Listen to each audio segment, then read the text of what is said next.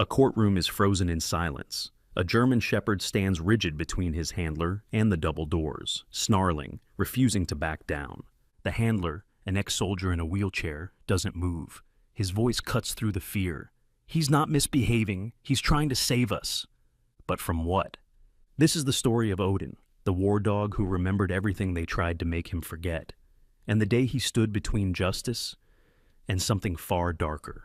The letter came on a gray Thursday morning, slipped under the front door like a shadow.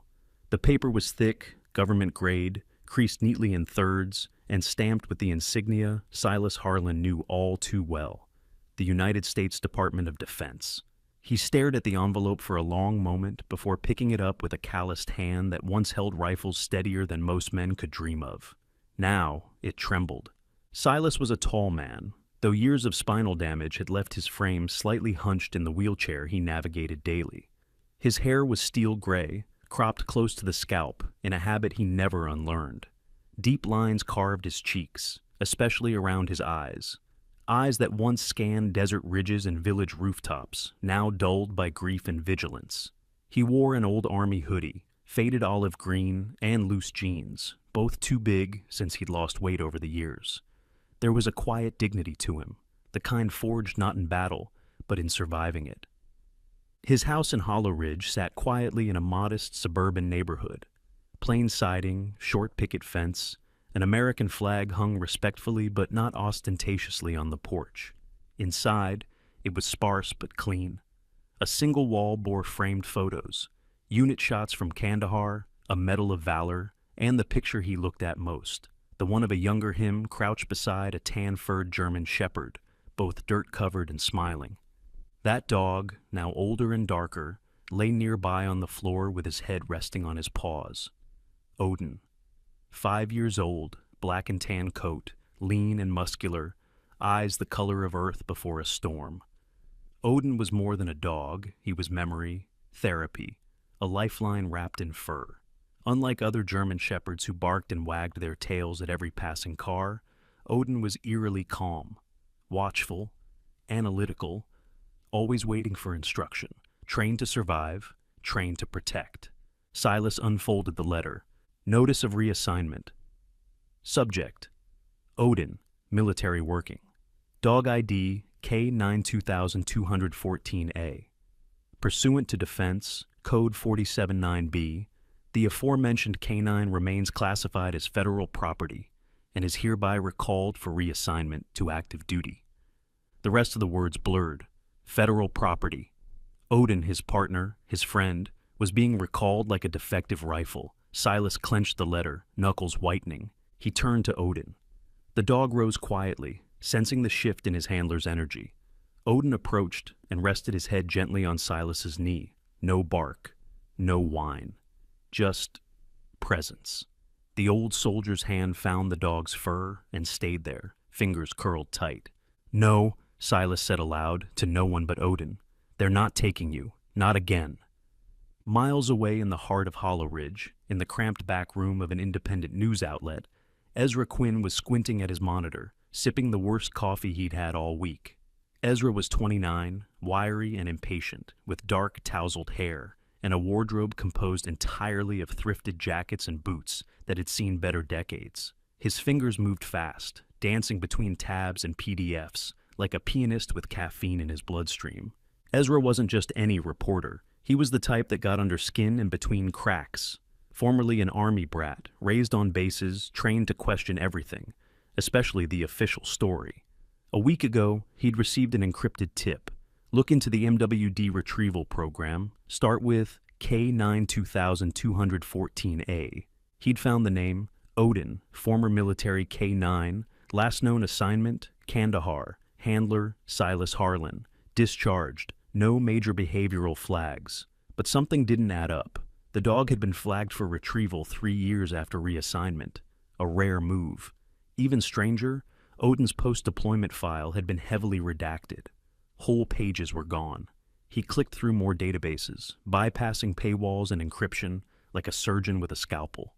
When he finally pulled up the metadata for Odin's microchip, he froze. Source: Oryx Dynamics Biotech Division. Tracking code embedded post-op Echo 9. Ezra leaned back, the chair creaking beneath him. Echo 9? He whispered. He'd seen that phrase before, in a whistleblower report about behavioral manipulation tech tested on dogs. Classified, buried. And now it pointed back to this one shepherd in Hollow Ridge. He grabbed his phone. This story had teeth. On the 21st floor of a black glass building downtown, inside a boardroom where sunlight was filtered through bulletproof glass, Derek Voss stood before a wall of surveillance screens. He was a man carved from rigidity. Square jaw, upright posture, hair graying at the temples, but still military neat. Always in a black suit, crisp white shirt, no tie. His voice was low and efficient, his words measured and heavy. In another life, he'd been a commander with the Tactical K-9 unit. In this one, he was director of security operations for RX Dynamics. Voss watched one screen in particular, a street view of Hollow Ridge.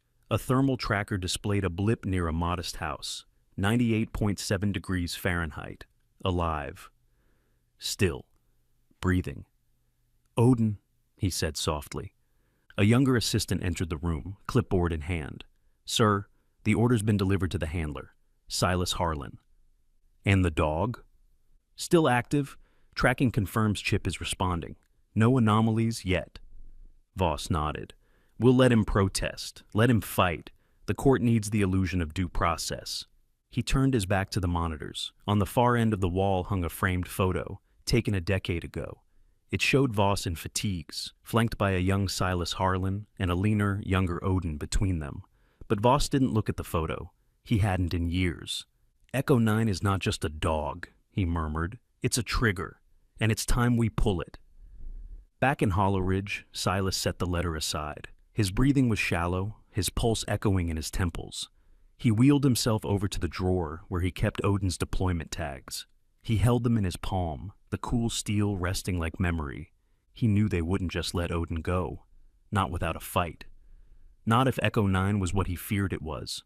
He remembered that last mission, the one where Odin disappeared for 48 hours and came back. Different. More focused. More reactive.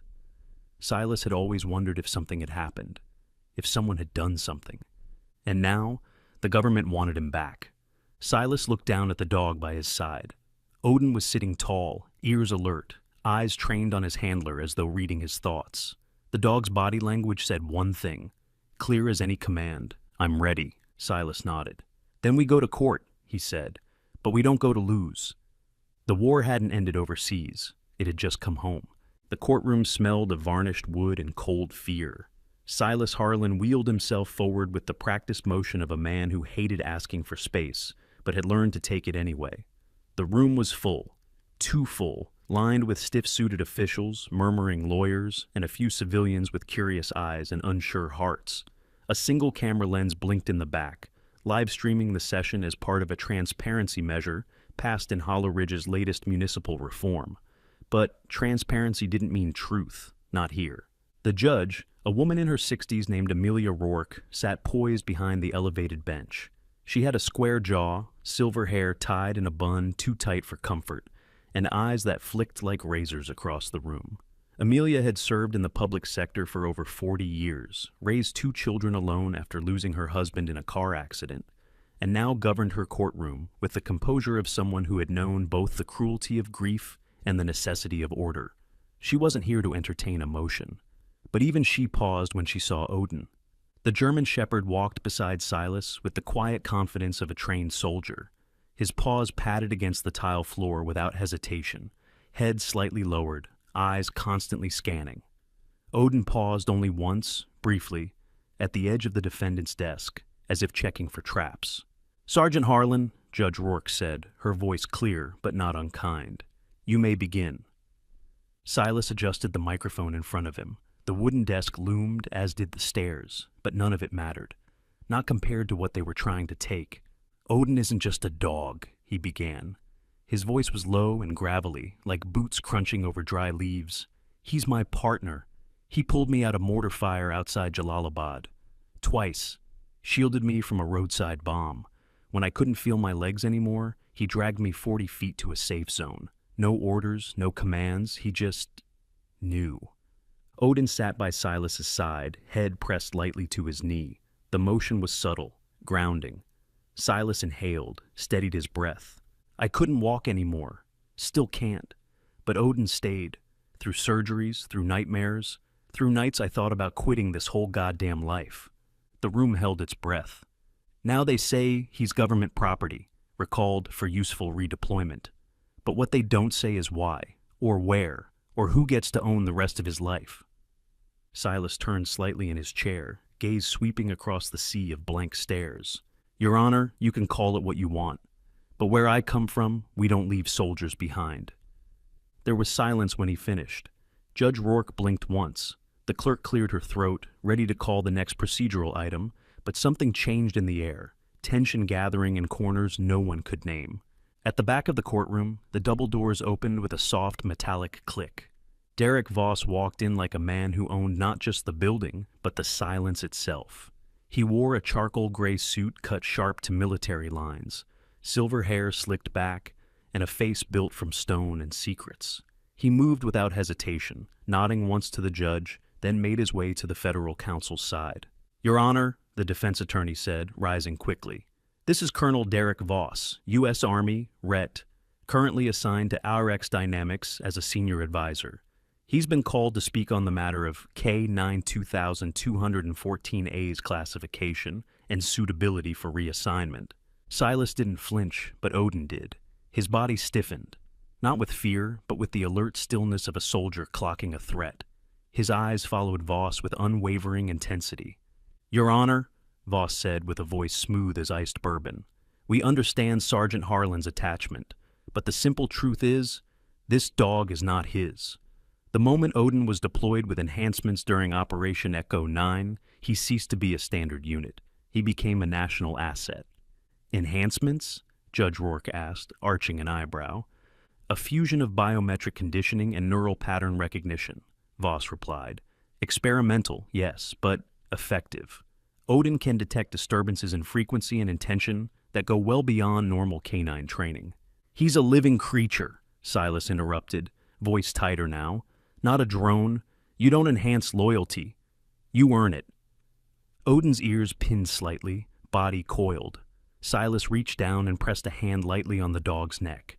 But Voss wasn't looking at Silas. His eyes were on Odin, measuring, dissecting, like a biologist observing the last specimen of a dying breed. The program you were part of, Sergeant, was never just about field work. It was about future applications. Odin isn't just a soldier, he's a gatekeeper. To what? Silas asked, the muscles in his jaw twitching. Voss smiled thinly. To what comes next? Elsewhere in the city, down a side street past the university district, Ezra Quinn pressed the intercom at a brick building with faded paint. A soft buzz answered, and he stepped inside. The elevator groaned as it rose to the third floor, and the hallway smelled of antiseptic and too many late nights. He knocked once. The door opened to reveal Dr. Luna Vega, a woman in her early 40s with copper-toned skin, thick dark curls tied back, and glasses that perched perpetually too low on her nose. She wore scrubs beneath a wool cardigan and moved with the grace of someone who lived among animals more than people. You're late, she said flatly. I brought coffee, Ezra replied, holding up 2 cups, and a really good reason to interrupt your day. They sat at her kitchen table, surrounded by old vet textbooks and printouts from neurological case studies. Luna didn't like politics. She liked brains, especially those that didn't work the way they were supposed to. And Odin, she explained, wasn't normal. I saw him react to a person once, she said, adjusting her glasses. A man came into the clinic, said he was from logistics. Odin didn't bark. He froze. Every muscle locked. Then he placed himself between me and the man and stayed there. Ezra leaned forward. You think that man was Voss? I don't think, Luna replied. I know, and I think Odin remembers something even Silas doesn't. She slid a folder across the table. Inside were scans, MRI prints of Odin's brain from 2 years ago. One lobe showed irregular clusters of neural activity. That's where the auditory processing happens. These spikes, they don't match natural reaction. They match synthetic exposure, high-frequency pulses. Military grade. Echo 9, Ezra murmured. Luna nodded. They didn't just train Odin, they rewired him. Back in the courtroom, Judge Rourke called a recess. Odin stood motionless, tail low, eyes fixed on Voss. Silas sat silently beside him, knuckles tight around the armrest of his wheelchair. Outside the courthouse, the sky darkened with storm clouds that hadn't been forecast. The flag atop the building flapped once, sharply, as if something unseen had passed too close. And Odin, for the first time that morning, growled. The gavel struck once, sharp and final. Judge Amelia Rourke adjusted the stack of documents before her and inhaled slowly. This court is prepared to deliver a preliminary ruling in the matter of United States v. Harlan, she announced, her voice cutting clean through the murmuring courtroom. Pending further review, and in light of the evidence submitted. But she never finished the sentence. Odin shot up from where he lay at Silas's feet, his body tensing like a spring wound too tight. The sudden bark that ripped from his throat echoed like a crack of thunder, loud and jarring in the solemn chamber. He took 2 quick steps forward, his entire frame poised, muscles stiff, tail straight, ears pinned tightly back. The room fell still. Silas's eyes narrowed. He knew this posture. This wasn't anxiety. It wasn't a reaction to noise or confusion. This was the signal Odin had used in Afghanistan, on the day he'd saved Silas's life. It was the stance he took when there was imminent danger. The courtroom, once filled with murmurs and curiosity, now shifted into a tense, fearful silence. The gallery sat frozen, eyes darting between the dog and the broad wooden double doors at the rear of the chamber. Odin's gaze was locked on those doors, unblinking. "Odin," Silas called softly, his voice low and warning. But the dog didn't budge. Instead, he let out another sharp bark, this time deeper, followed by a low growl vibrating through his chest. "What is he doing?" the bailiff near the bench asked, a middle-aged man named Carlos Renner, bald, broad-shouldered, with a gut that told stories of retirement plans postponed too long. He took a hesitant step toward the dog.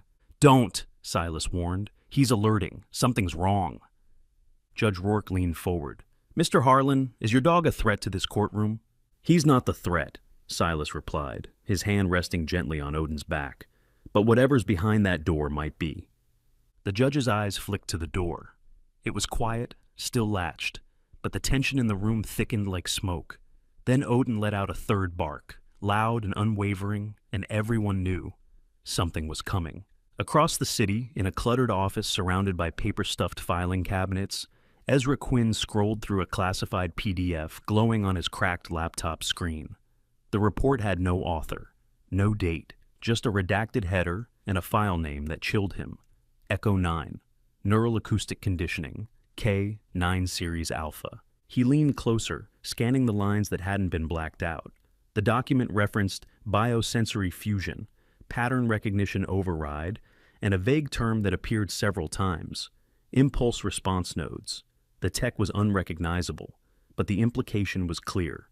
Odin had been subjected to something far more advanced than traditional K9 training.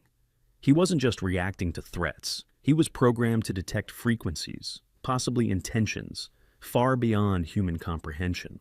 A photograph in the file showed a row of dogs in soundproof harness stations, pupils dilated, ears wired with sensors. Ezra's stomach churned. One of those dogs had Odin's exact markings. A ping broke his focus. A message from Luna Vega flashed on screen. "Call me. I checked Odin's microchip history. Someone activated it remotely 2 hours ago. It's broadcasting." Ezra didn't wait. He grabbed his coat, shoved his laptop in his bag, and ran. Back in the courtroom, tension had escalated into something unspoken but primal. Odin now stood fully upright, body angled toward the doors like a fortress. His barking stopped, replaced by a low, rumbling growl, constant and sharp. Silas kept one hand on the leash, the other gripping the wheelchair armrest hard enough to make his knuckles pale. "Bailiffs, check the hallway," Judge Rourke ordered, her voice holding steady despite the weight settling on the room. Carlos nodded, motioned to his partner, a younger woman named Brielle Montes, petite but quick-eyed, with her dark hair braided down her back in a tight line of efficiency. She glanced at Odin, clearly unnerved, then approached the doors slowly, hand resting near her holstered weapon. And just as her fingers brushed the handle, Silas called out, "Wait, Let Odin approach first. Judge Rourke hesitated, then gave the nod. Odin didn't need a command. The moment the judge allowed it, he surged forward, slow but deliberate, nose lifted, body tense. He stopped inches from the door, shoulders squared, hackles raised, and then he froze. "Contact!" Silas whispered. The doors rattled. Not from someone knocking or pushing, but as if a gust of air had slammed against them from the other side. Odin growled louder, front paws shifting as if preparing to strike. Then Silas felt it. Not with his skin, but something deeper. The air changed, heavy, metallic, as if the room had dropped in pressure. The door handle began to turn. In a soundproof office beneath the surface of the RX Dynamics building, Derek Voss stood in front of a holographic display, one hand casually tucked in his blazer pocket. He looked pleased. A younger man, his assistant, Harper Sloan, thin as a scalpel and always typing, stood nearby, watching as a red dot on the screen blinked steadily inside the courthouse perimeter. "We're online," Harper said. "Signal confirmed. The echo chip is responsive." "Then initiate phase 2, Voss said coolly. "Target has aligned. Let the dog feel it." "Sir?" Harper hesitated. "Isn't that risky?" Voss turned, the scar above his brow catching the soft light. "Everything worthwhile is." He pulled out his phone, typed a single message, and sent it. "Phase 2 active. Odin is ready. Deliver the prompt." Back in the courtroom, as the door creaked open, the fluorescent lights flickered, just once, but enough to draw startled gasps from the gallery. Brielle drew her weapon. Carlos stepped closer. And Odin. Odin barked again, once, but this time his tone had changed. Not frantic, not panicked. It was directional, pulsing, like sonar. Silas's heart skipped.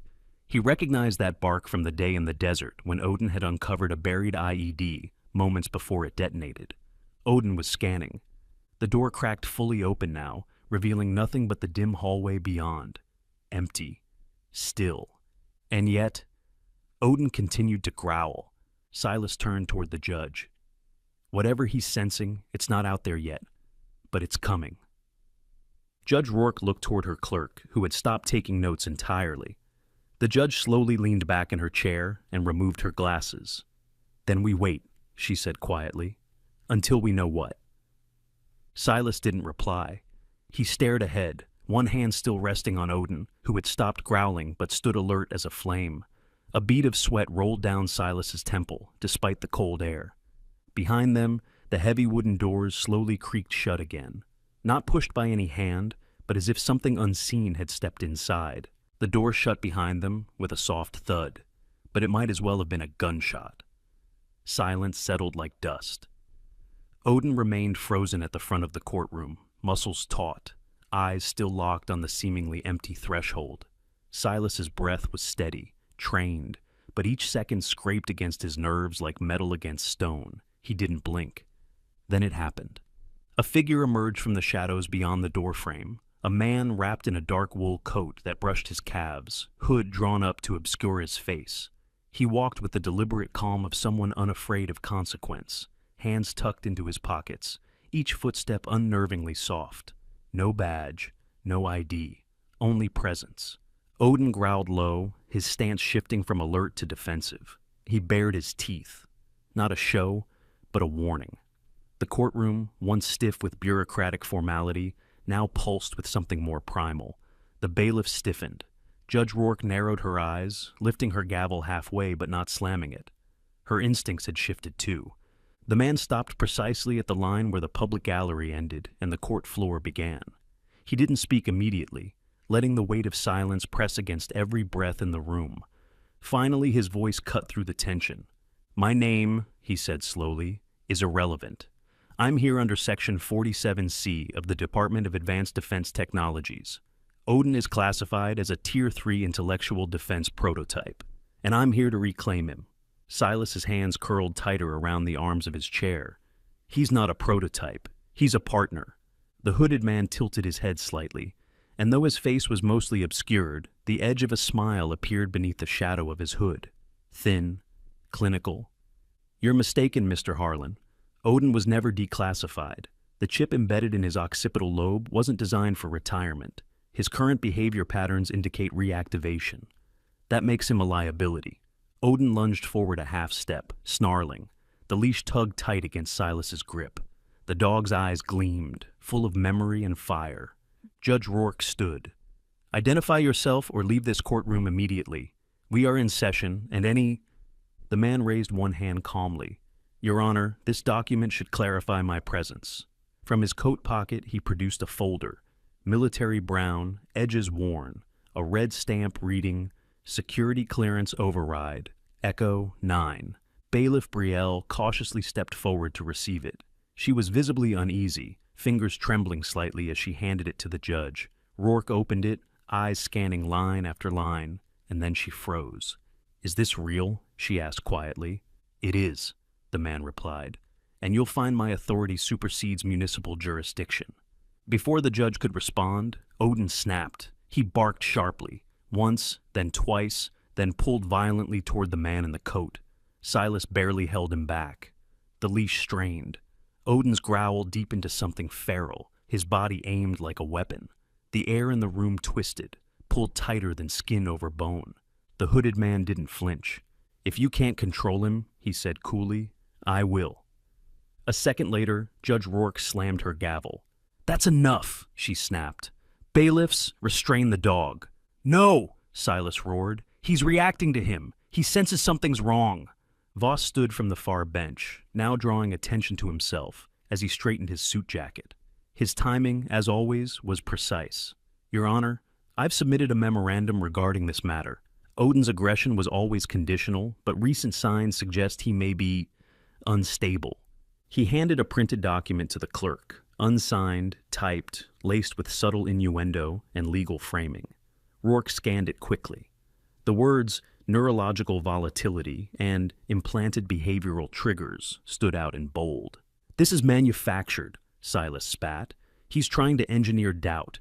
The hooded man stepped forward. Odin lunged again, barely stopped by the leash. Silas's arm twisted painfully, wheels skidding slightly on the polished floor. His jaw clenched as he gritted out, "You try that again and you'll find out just how unstable he really is." Across the courtroom, tension boiled over. The gallery began murmuring, restless and afraid. The hooded man finally drew back his hood. His face was pale, sharp, with eyes like wet stone, gray, cold, unreadable. There was no warmth, only function. Dr. Luna Vega watched from her phone screen in her office, live stream playing. She paused it, zoomed in on the man's face. Her heart stopped. She knew him. In her files was an image taken by a security camera outside the vet hospital a year ago. Same coat, same posture, same man. She had dismissed it at the time.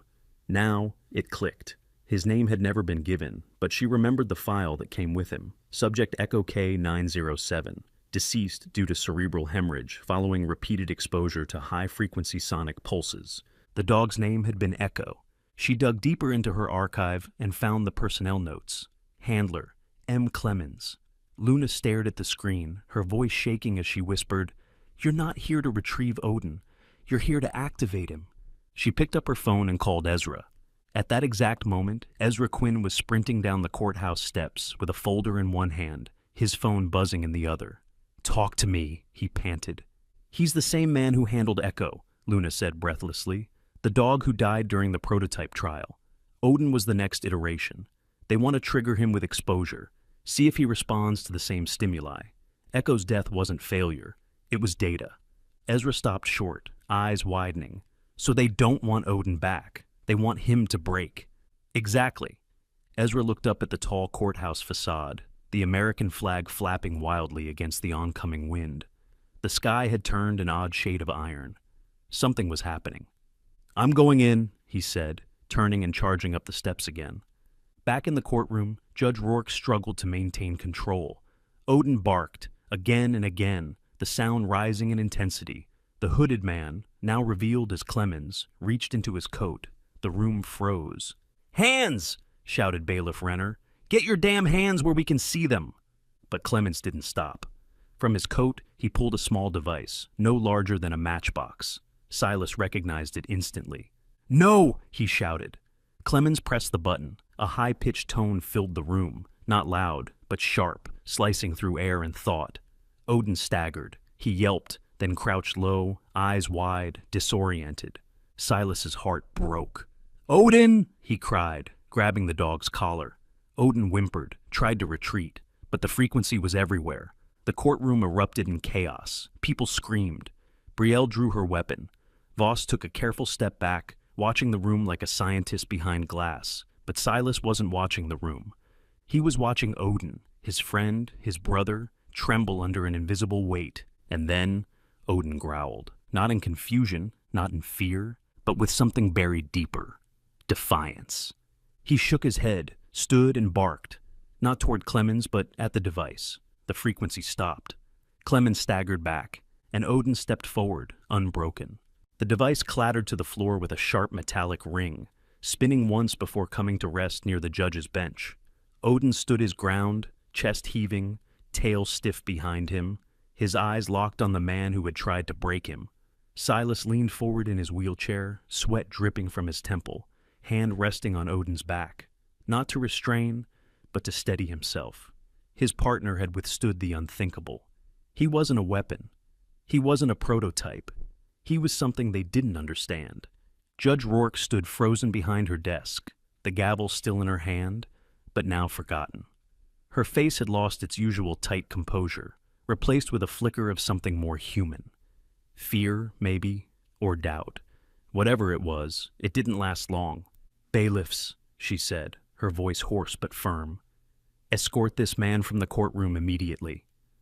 Clemens didn't move. Instead, he reached into the interior of his coat once more, this time slower. Both bailiffs, Renner and Brielle, reacted instantly, weapons drawn, voices raised in warning. But before they could approach, he pulled something out. Not a weapon, not a file, a key. Small, metallic, strangely elegant, with a faint symbol engraved on the side. 9. "No sudden moves," Renner barked. Clemens looked at him with a calm that was almost clinical, then pressed the key into a small recessed slot on the side of the now silent device on the floor. The lights went out. The room vanished into darkness. A collective gasp surged through the courtroom as people stumbled over benches, reached for phones, called out names. The emergency lighting flickered once, weak and useless. Silas could feel Odin's tension under his palm, the dog vibrating with raw instinct. Then came the unmistakable sound. 2 sets of boots entering the room, soft and deliberate, from the hallway behind the main doors. A split second later, emergency power surged back on. 2 masked figures stood on either side of Clemens. They wore matte black tactical gear with no insignia, their eyes hidden behind mirrored visors. No one recognized them, but one thing was clear.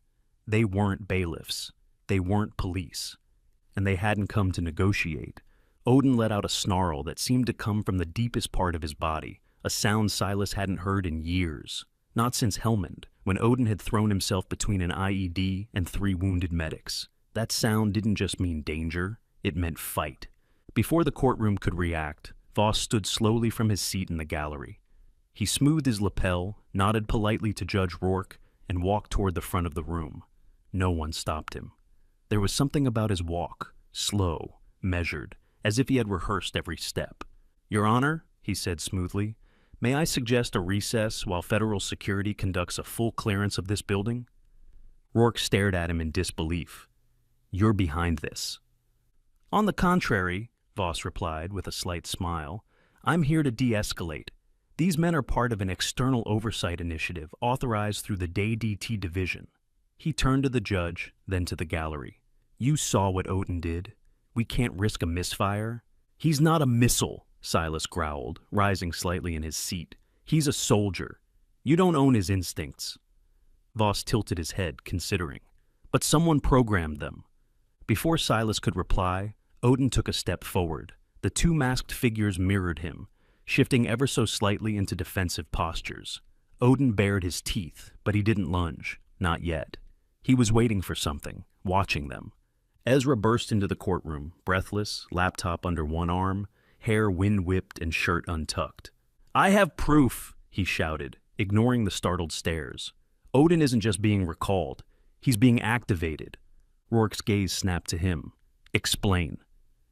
Ezra moved quickly, plugging his laptop into the projector port beside the bench. The screen lit up on the back wall with a secure interface, blinking files labeled in code. Alpha_oral, response_log_9, node_trigger_map. He opened a folder marked Orex, confidential, and pulled up a profile labeled Subject Alpha, Odin, K 92214A.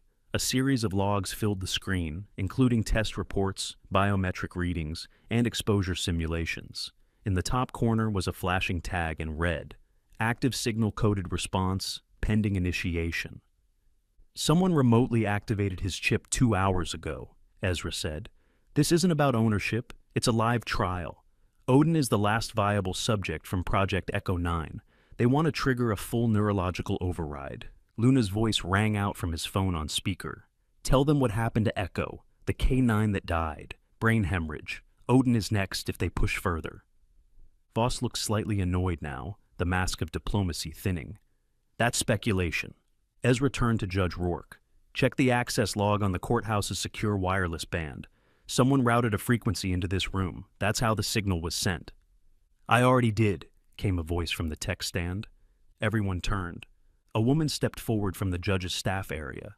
Nina Harper, the courtroom's IT specialist. She was in her 30s, short, with wild auburn curls and a nervous twitch in her fingers when under pressure. Normally soft-spoken, Nina had learned to survive male-dominated tech environments with facts and unshakable evidence. I flagged the intrusion when the lights flickered, Nina said. It came from a mobile router outside the building. Someone is piggybacking off court infrastructure to communicate with that chip. She pointed to Odin. Clemens said nothing. Voss's smile faltered. Rourke stood slowly. Remove all 3 men from this courtroom, now. The bailiffs moved, but the masked men raised their hands. Not in surrender, but in preparation. Their gloved fingers flexed. Odin's snarl deepened. Then Silas gave the quietest command. Guard! Odin exploded forward. One masked man reacted too slowly. Odin collided with him like a bullet wrapped in muscle, taking him down with a crash. The second lunged forward, but was cut off by Brielle, who tackled him with surprising force for someone half his size. Clemens tried to flee, no longer calm, now scrambling. But Renner caught him by the collar and slammed him into the bench with a grunt. Voss stood still, watching. Not interfering, just observing, and smiling. Because this too was part of the plan. As the dust settled, Odin returned to Silas's side, breathing hard, unharmed. The courtroom was in shambles. Papers strewn, benches overturned, people shaken. Rourke looked down at the chaos, then at Voss. You're finished here. Voss nodded. For now. He turned and walked out without resistance. But everyone knew this wasn't over, especially Odin, especially Silas. The air in the courtroom crackled, thick with a tension that no ruling could dismiss. The masked intruders had been restrained, but no one dared to call it peace. The benches sat askew, papers were still fluttering where they had fallen, and Odin paced, slow, controlled, but with a fury building beneath his ribs like thunder preparing to break the sky. Silas sat forward in his wheelchair, back rigid, one hand on Odin's collar, the other curled into a fist on the armrest. He wasn't restraining the dog, he was grounding himself. His voice rang out, low but sharp enough to cut through the chatter still lingering in the gallery. He's not reacting to the men, Silas said, eyes locked on the hallway. He's reacting to what's coming. Judge Rourke didn't speak. Her face, usually immovable stone, showed something more primal now. She believed him, but she also understood the courtroom had passed the point of legal containment. This was no longer a matter of ownership. It was something elemental. Odin let out a low, guttural growl, and then he launched. He barreled toward the hallway like a bullet of instinct and purpose, claws scraping against the floor, jaws open in a war cry that startled even the bailiffs still holding their weapons. He didn't strike anything, but his body blocked the entrance completely, stance defensive, tail bristling. It wasn't an attack. It was a warning. Then, from the corridor just beyond the door, a sound, a thump. Faint at first, like a distant drum, then another, closer, a slow, heavy rhythm. Not footsteps, but something heavier, more deliberate. Each impact echoed deeper than the marble floor should have allowed. People stopped breathing. A few in the gallery scrambled for the exits. What the hell is that? whispered Brielle, her knuckles white on her baton. Silas didn't answer. He stared ahead, his gut twisting. He only does this when it's close, when it's not just danger, it's something he can't see, but can feel. The hallway grew darker, unnaturally so, as if the light itself was retreating. A few blocks away, Ezra Quinn stood on the courthouse steps, phone held high, voice narrating rapidly into the live stream. He'd gone live the moment the lights returned after the blackout, but now he was capturing something else entirely. The aftermath, the trembling fear, the dog that stood guard against whatever lay beyond the frame. "This is Ezra Quinn reporting live from Hollow Ridge Courthouse," he said, trying to sound composed. "This German Shepherd, named Odin, is not just a military dog. He's a living warning system. And right now, he's telling everyone inside that something is wrong. We don't know what, but he does." On screen, Odin's image was clear, standing like a soldier carved from shadow. Behind Ezra, people were gathering. Locals, reporters, a few familiar faces he hadn't expected. Clara Millstone, a silver-haired woman in a Navy widow's hat, stood quietly beside him, holding a cardboard sign she'd written in red ink. "Odin isn't property. He's a hero." Her son had served in Afghanistan, KIA, 5 years ago. She spoke little, but when she did, her words cut steel. "You make sure they see this, son," she said, voice ragged with grief that had long since gone cold. "We've buried enough dogs with folded flags. Not this one." Ezra nodded and lifted the phone higher. The chat feed was exploding. "Odin is family. Silas and Odin deserve better. This is Echo 9 Fallout. Declassify now." Within 20 minutes, the stream had 300,000 viewers. Within an hour, it would be in the millions. Inside a sleek penthouse office overlooking the city, Derek Voss watched the feed in silence. The space around him was minimalist: glass walls, chrome furniture, black leather chairs placed with mathematical precision. He stood with his hands behind his back, suit impeccable, jaw tight. The video continued to play. Odin snarling, Odin standing against the unknown. And the hashtags. So many hashtags. Voss's reflection in the glass was faint but telling. A twitch in his cheek, a hardening in his eyes. He pressed a button on his desk. A calm voice answered on the other end. "Yes, Director? Shut down the stream. We've tried. It's being mirrored across too many platforms. Crowd distributed. Flood it with counter-narratives, deploy tags on behavioral failure, discredit the handler." There was a pause. Then, "Sir, it's not working. Even former military are weighing in. Retired officers, medics, 2 senators just reshared the clip." Voss didn't speak. He ended the call and turned back to the screen. On it, Odin raised his head and let out a bark so sharp the camera's mic cut for half a second. The comment section exploded again. He knew what that bark meant. It wasn't about resistance. It was recognition. Something old. Something from Echo 9. Something they hadn't buried properly. Back in the courtroom, Odin was motionless again. His body taut like the drawn string of a bow. Silas wheeled forward slowly, placing himself just behind the dog, his voice steady. "I don't know what you're sensing, boy," he whispered, "but we're not backing down." Then, from the hallway, a sudden burst of movement. A shadow flicked past, almost too fast to register. Odin lunged. But the shadow had vanished. Silas turned sharply to the judge. "Evacuate the gallery, now." Judge Rourke nodded without hesitation. "Clear the room, secure the exits, go." Bailiffs moved swiftly, guiding spectators out, even as many resisted. Some stayed, eyes wide, unwilling to leave the dog that was protecting them. Judge Rourke finally raised her voice again. "If you stay, you do so at your own risk." Ezra re-entered the room just as the final bystanders were ushered out. His camera still streamed. He turned to Rourke. "The world is watching now," he said, "and they believe him more than any badge." Odin stood at the threshold, staring down the dark hallway, growling again. Another sound echoed, deeper now, like metal being scraped against concrete, then a whirring noise, mechanical, unnatural. "Silas," Ezra said slowly, "what exactly was Echo 9 designed to respond to?" Silas didn't answer right away, because the truth was, he didn't know. Even now, as the sound grew louder and Odin tensed harder and every light in the courthouse flickered with static, He knew one thing. This wasn't just a courtroom anymore. It was a battlefield. And Odin, as always, was the first to take position. The courtroom no longer looked like a room of law. It looked like a war zone waiting for the next battle cry. The marble floors bore scuffs from boots and claws.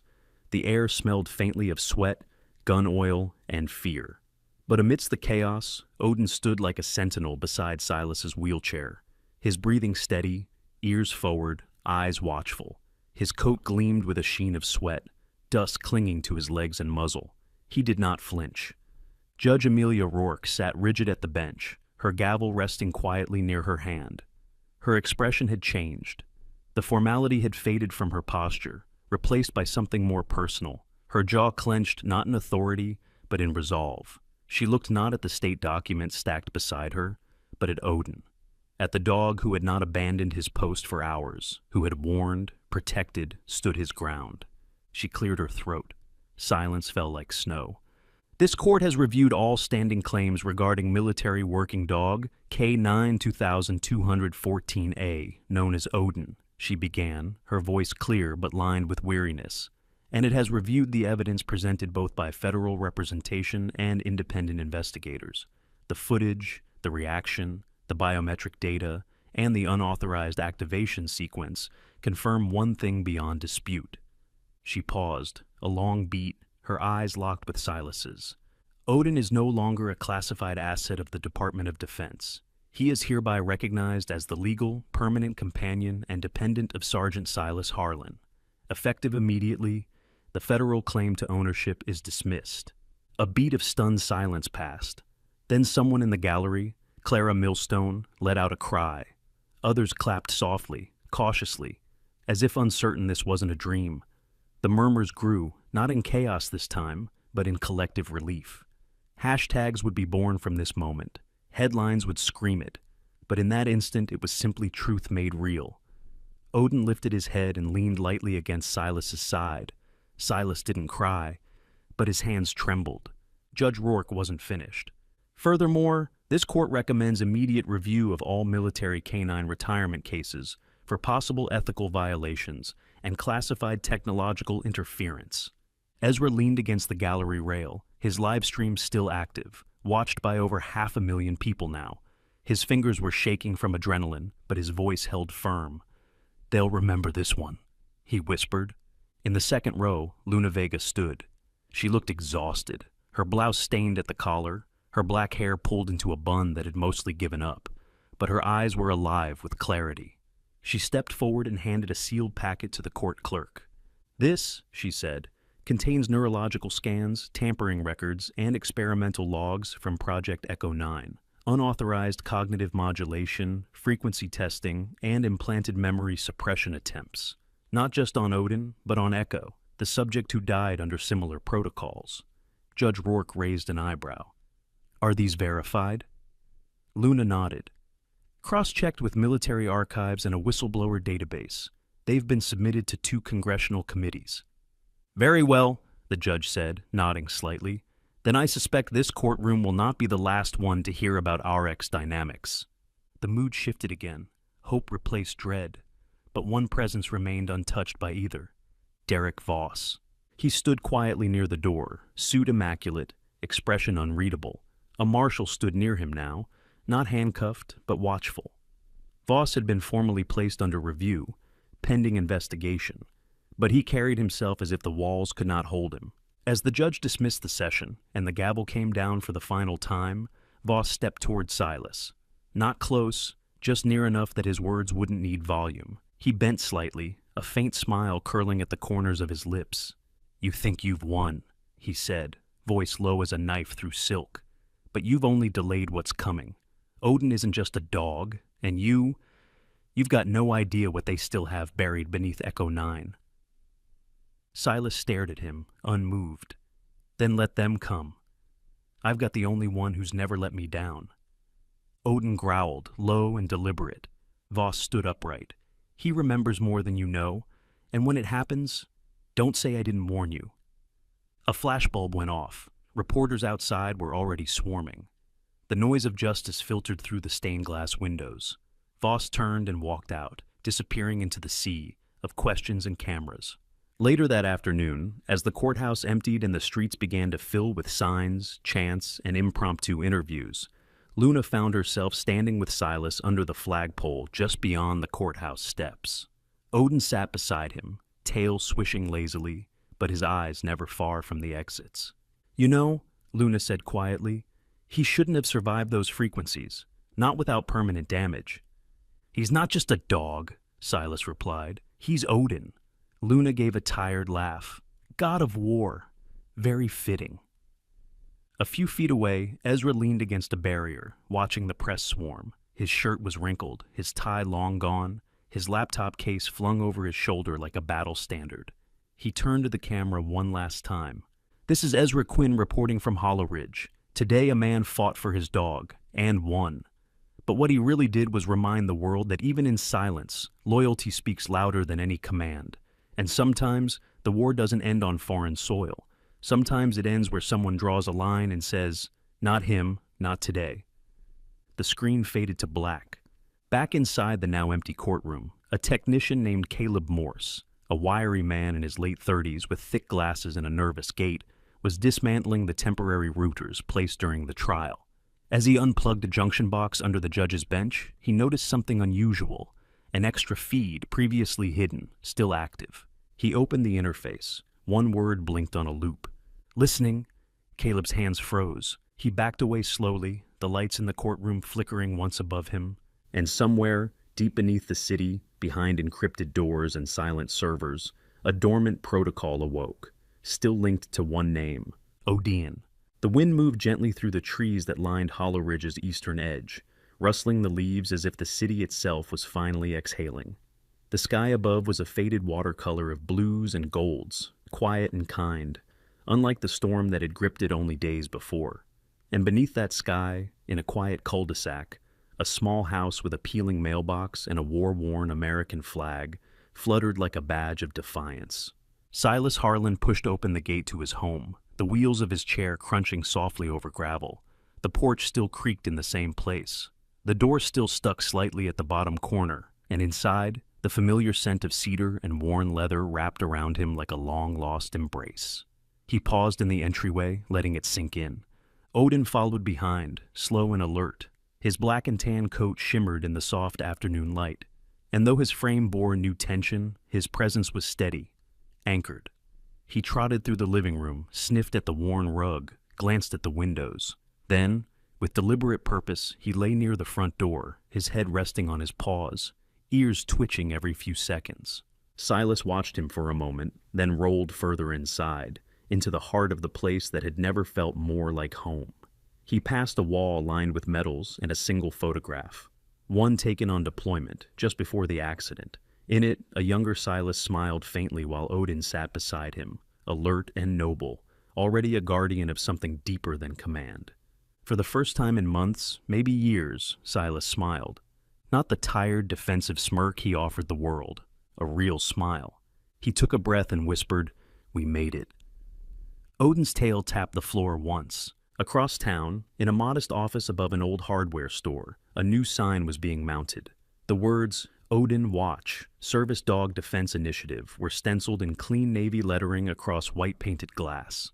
Inside, cardboard boxes lined the walls, filled with case files, congressional inquiry letters, press clippings, and medical records.